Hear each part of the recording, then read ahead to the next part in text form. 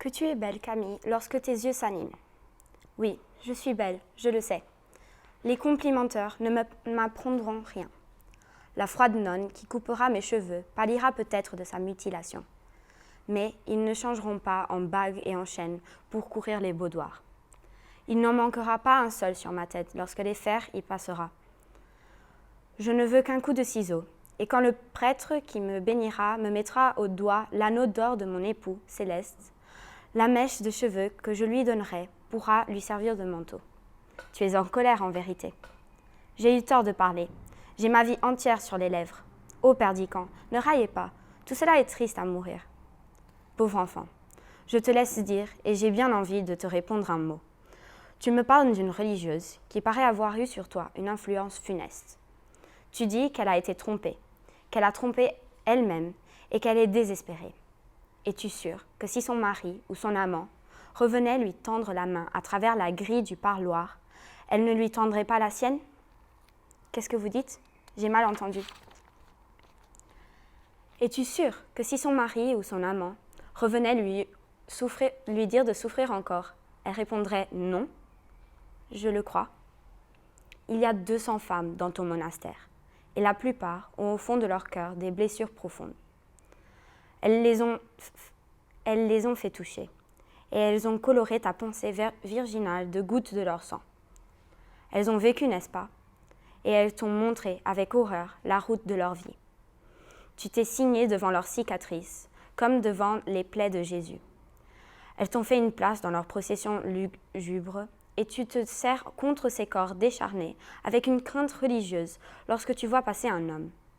Es-tu sûr que si l'homme qui passe était celui qui les a trompés, celui pour qui elles pleurent et souffrent, celui qu'elles maudissent en priant Dieu, es-tu sûr qu'en le voyant, elles ne briseraient pas leurs chaînes pour courir à leur malheur passé et pour presser leur poitrine sanglante sur le poignard qui les a meurtris? Ô mon enfant, sais-tu les rêves de ces femmes qui te disent de ne pas rêver? Sais-tu quel nom elles murmurent quand les sanglots qui sortent de leurs lèvres font trembler l'hostie qu'on leur présente?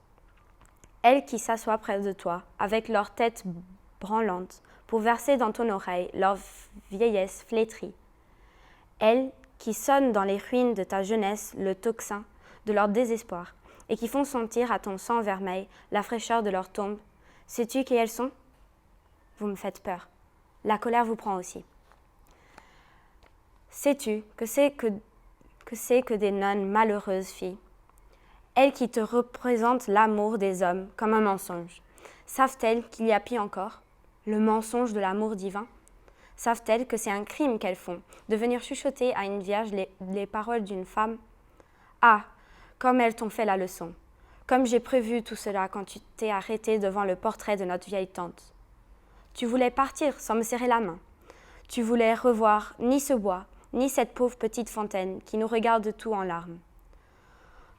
Tu régnais les jours de ton enfance, et le masque plâtre que les nonnes t'ont plaqué sur les joues me refusait un baiser de frère. Mais ton cœur a battu. Il a oublié sa leçon, lui qui ne sait pas lire. Et tu es revenu t'asseoir sur l'herbe, et nous voilà. Eh bien, Camille, ces femmes ont bien parlé. Elles t'ont mise dans le vrai chemin. Il pourrait m'en coûter le bonheur de ma vie, mais dis-leur cela de ma part. Le ciel n'est pas pour elles. Ni pour moi, n'est-ce pas? Adieu, Camille. Retourne à ton couvent. Et lorsqu'on te fera de ces récits hideux qui t'ont empoisonné, réponds ce que je vais te dire. Tous les hommes sont des menteurs, inconstants, faux, bavards, hypocrites, orgueilleux et lâches, méprisables et sensuels. Toutes les femmes sont perfides, artificieuses, vaniteuses, curieuses et dépravées. Le monde n'est qu'un égout sans fond, où les phoques les plus informes rampent et se tordent sur les montagnes de fange. Mais il y a au monde une chose sainte et sublime. C'est l'union de ces deux êtres si imparfaits, si affreux. On est souvent trompé en amour, souvent blessé, souvent malheureux. Mais on aime. Et quand on est sur le bord de sa tombe, on se retourne pour regarder en arrière et on se dit « J'ai souffert souvent. Je me suis trompée quelquefois, mais j'ai aimé. C'est moi qui ai vécu. et non pas un être factice créé par mon orgueil et mon ennui.